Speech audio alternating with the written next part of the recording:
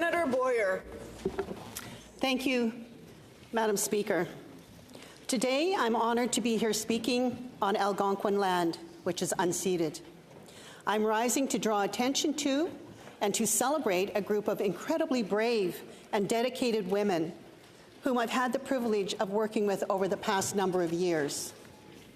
The Survivors Circle for Reproductive Justice is a newly incorporated corporation which represents survivors of forced sterilization across Canada. The Survivors Circle is led by survivors of forced sterilization and governed by an experienced board of directors of strong Indigenous women leaders who are matriarchs, mothers, and grandmothers. Over the past 3 years, the Survivors for Reproductive Justice was formed by a collective effort of many, including Elder Mary Lee, Elisa Lombard, Senator Greenwood, myself, and over 200 survivors. Quite simply, there has been an overwhelming need to have a strong, unified voice speaking on behalf of survivors of this horrific practice.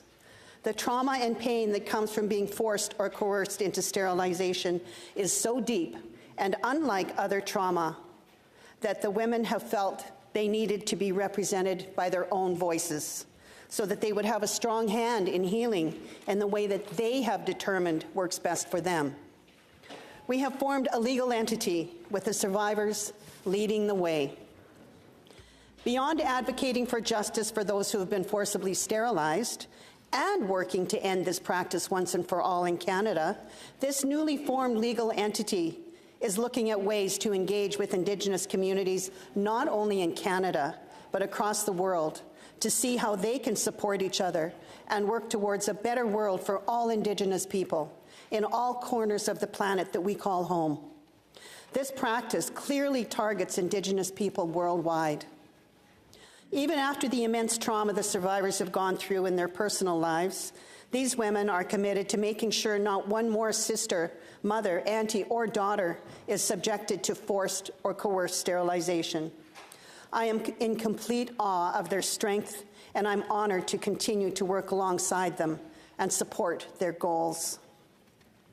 This might be the first time you've heard of this group, but I know it will certainly not be the last.